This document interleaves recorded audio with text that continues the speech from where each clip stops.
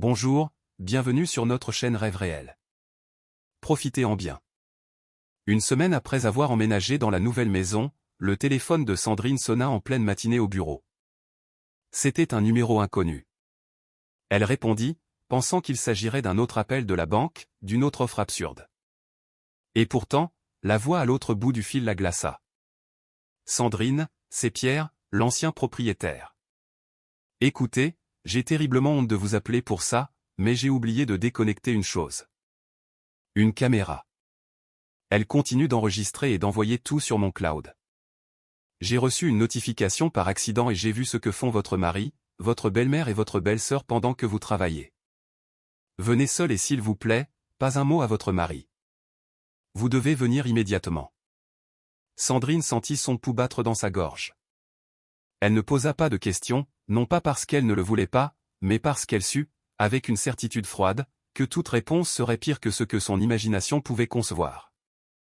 7 ans plus tôt, tout avait commencé différemment, de manière légère, presque fortuite, comme commencent ces histoires auxquelles, sans le savoir, on ouvre la porte à quelque chose de grand ou à quelque chose de monstrueux.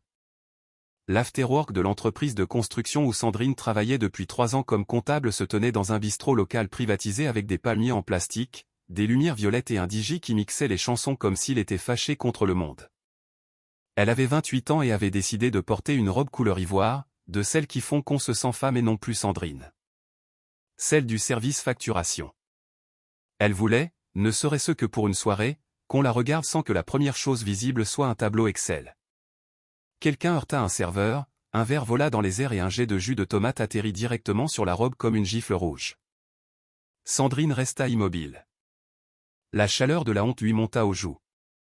Autour d'elle, les collègues firent ce que fait presque tout le monde quand quelque chose devient gênant, regarder ailleurs.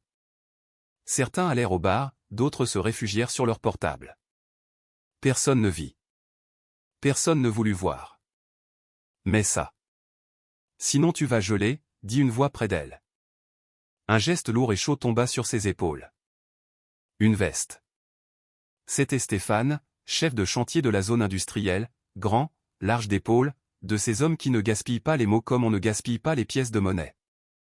Il ne ressemblait pas aux types intéressants que Sandrine avait l'habitude de croiser, ceux qui parlaient bien, ceux qui promettaient des voyages, ceux qui avaient une étincelle dans les yeux et le vide dans les poches. Il n'y eut ni fleur ni phrase répétée, juste un geste simple, correct, presque domestique. Merci. Je te la rendrai, balbutia Sandrine en essayant de cacher la tache. Garde-la. Je n'ai pas froid. Il haussa les épaules et soudain sourit. Tu veux que je te raconte ce qu'un chat a fait une fois dans une bétonnière? Toute la soirée, Stéphane lui raconta des histoires de chantier. De celles qui semblent inventées et pourtant sentent la vérité. Sandrine finit par rire aux larmes avec l'histoire du charroux qui s'était fourré dans une bétonnière. Il en sortit couvert de poussière de ciment, complètement gris, et passa une semaine à se promener dans la cour de l'immeuble comme un fantôme. Les voisines, terrifiées, voulurent le bénir parce qu'elles croyaient que c'était un signe. Elle disait que c'était une apparition, racontait Stéphane en retenant son rire. Et quand on l'a lavé, il n'est plus jamais retourné près de la bétonnière, même si on lui mettait du jambon. Stéphane n'était pas un prince de conte de fées. C'était un homme aux mains rêches, à l'humour simple et au regard fatigué par les réveils matinaux. Mais il y avait en lui quelque chose que Sandrine, sans le savoir, cherchait depuis des années, une fiabilité sans spectacle. Celle qui se remarque dans la roue changée à temps, dans le rendez-vous médical noté, dans le silence juste, dans une veste offerte sans poser de questions. Sandrine était épuisée par les hommes brillants qui la laissaient vide. Elle voulait la paix. 1 an plus tard, ils signèrent dans une petite auberge de village, sans feu d'artifice ni concours ridicule. Sandrine crut avoir trouvé quelque chose de propre, un amour pratique, sans drame, avec un avenir. La famille de Stéphane, cependant, apparut vraiment après le mariage. Et elle n'apparut pas comme une étreinte, mais comme une ombre. La belle-mère, Monique, était une femme sèche, aux lèvres serrées et à la voix qui ne disait jamais « je te déteste », mais qui te le faisait comprendre par petites cuillerées. « Fils, tu te souviens de Manon ?»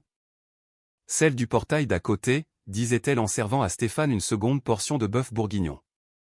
Elle, c'était vraiment une fille bien. Tu vois, elle ne s'est pas mariée et elle parle encore de toi. Sandrine tendait son assiette et Monique l'ignorait comme si Sandrine faisait partie de la nappe. La belle-sœur, Chloé, travaillait comme réceptionniste dans une clinique dentaire. Elle bougeait avec cette distance de celle qui ne se sent redevable envers personne et attend pourtant que le monde entier résolve sa vie. Elle avait toujours un drame, un nouveau copain, une escapade, une dispute avec son mari, Nicolas. Le beau-père, Jean, s'asseyait au repas de famille avec le journal ouvert, grognant quelque chose que personne ne comprenait. Sandrine pensa que Stéphane avait hérité de cette façon d'être présent mais absent. « Ne te prends pas la tête », lui disait Stéphane quand Sandrine essayait de parler de sa mère. « Elle est comme ça, autoritaire. »« Oui, mais elle nous aime. » Stéphane, aujourd'hui devant moi elle a encore parlé de cette Manon. Bah, ce sont ses histoires. N'y fais pas attention. Sandrine créa une stratégie. Une distance polie. Sourire, cadeau, opiner du chef et partir avec le soulagement de qui sort d'une maison où l'air pèse lourd. 6 années de mariage passèrent plus ou moins tranquilles. Sandrine apprit à esquiver les angles vifs sans se rendre compte que Monique n'oubliait rien. Elle gardait tout comme on garde des lames de rasoir. Pendant ce temps, la vie de Chloé se brisait par chapitres. Nicolas, son mari, travaillait dans les assurances, gagnait bien sa vie, voulait des enfants, une maison, une routine décente. Chloé voulait des voyages, des restaurants, vivre comme si vivre n'était que dépenser. Elle partait avec un homme intéressant. Elle revenait quand elle n'avait plus d'argent. Et Nicolas lui pardonna 1 fois, 2 fois, 5 fois. Jusqu'au jour où, sans lever les yeux de ses papiers, il dit « divorce ». C'est fini. C'est terminé. L'hypothèque engloutit ce qui aurait pu lui revenir. Et Chloé, à 33 ans, se retrouva sans maison, sans mari, avec un salaire insuffisant et une capacité nulle à subvenir à ses besoins. « Maman, et moi je fais quoi ?» pleurait-elle au téléphone. La moitié part dans le loyer et après il faut manger, s'habiller. « Tiens bon, ma fille, répondait Monique. On va trouver quelque chose. Sandrine la prenait par phrases isolées. Stéphane allait sur le balcon parler doucement avec sa mère, mais les mots volaient quand même. Oui, maman, j'aiderai. Où va-t-elle aller? Je ne vais pas la laisser à la rue. Il ne donnait pas de détails. Sandrine ne demandait pas non plus. Elle avait ses propres affaires, son propre plan. Pendant 8 ans, Sandrine avait économisé pour une maison. Elle l'avait fait comme on économise sérieusement, en renonçant, sans vacances, sans nouveau téléphone, sans caprice. Alors que ses collègues partaient dans les îlots en escapade le week-end, elle accumulait en silence. De plus, elle hérita d'un vieil appartement de ses grands-parents. Il n'était pas grand, mais il était plein de souvenirs. Elle le vendit et avec cet argent mit dans son rêve la mémoire de ceux qui l'avaient élevé. Ses parents ajoutèrent ce qu'ils avaient gardé au cas où. « Maman, je te rembourserai. » « Ne dis pas de bêtises, » répondit sa mère. « S'il y a quelque chose pour lequel ça vaut la peine de dépenser sa vie, c'est pour un foyer. » Stéphane mit ce qu'il put.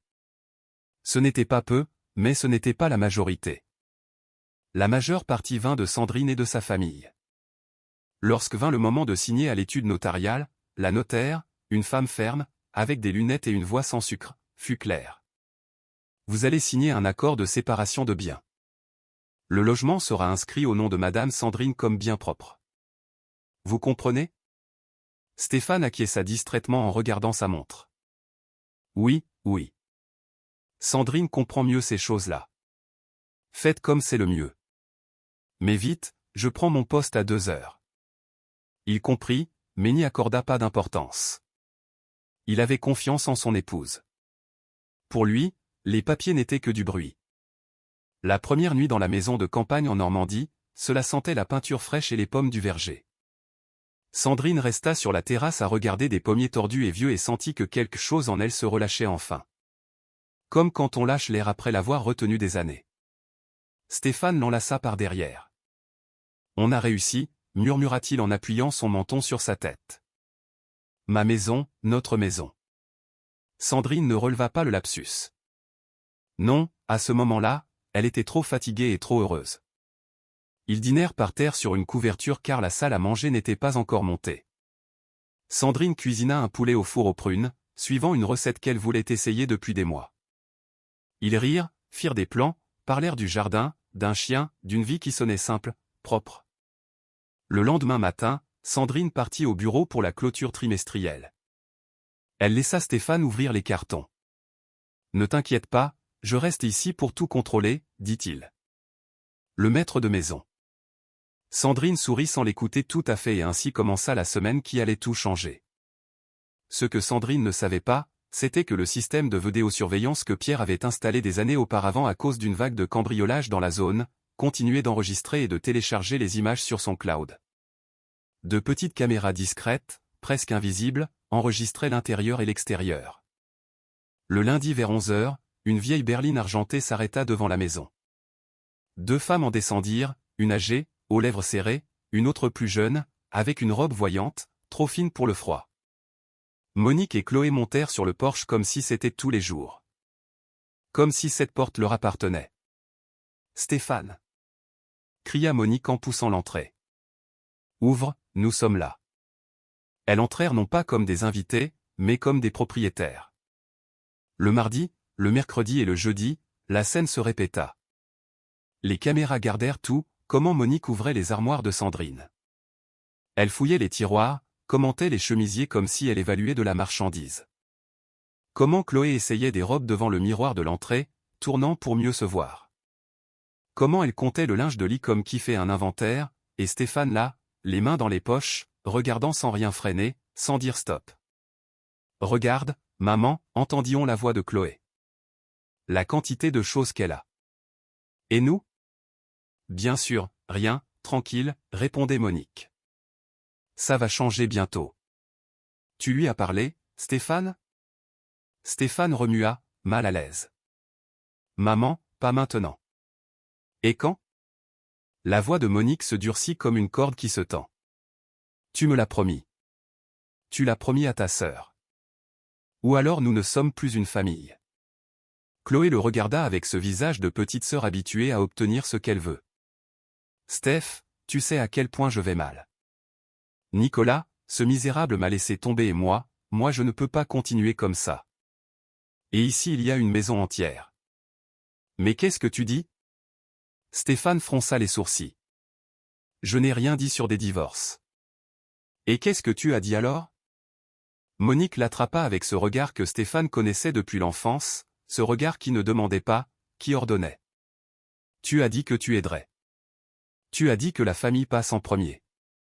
Tu as dit que ta femme ne t'estime pas, qu'elle ne pense qu'à elle. Tu t'es plaint, Stéphane, je t'ai entendu. » Stéphane se souvenait de cet appel. Une soirée bête, une discussion absurde avec Sandrine et lui se défoulant auprès de sa mère comme un enfant cherchant refuge. Ce qu'il avait dit alors, Monique l'avait gardé comme une preuve. « Maman, j'étais en colère. » Bien sûr, bien sûr. En colère à l'époque et maintenant très noble. Pendant que ta sœur pourrit dans une chambre louée et qu'elle se prend pour la reine. Ce n'est pas juste, insista Chloé. Je paie un demi-salaire pour une chambre avec des cafards. Elle ici avec son manteau cher. Chloé, il ne s'agit pas de manteau, il s'agit de tout, coupa Monique, s'asseyant près de son fils et lui prenant la main, ce geste maternel qui le désarmait depuis toujours. Fils, je ne t'oblige pas. Je te le demande pour la famille, pour nous. Nous, on ne te laissera jamais tomber. Elles-ci, toutes sont pareilles.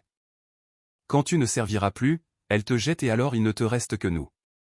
Stéphane se tut.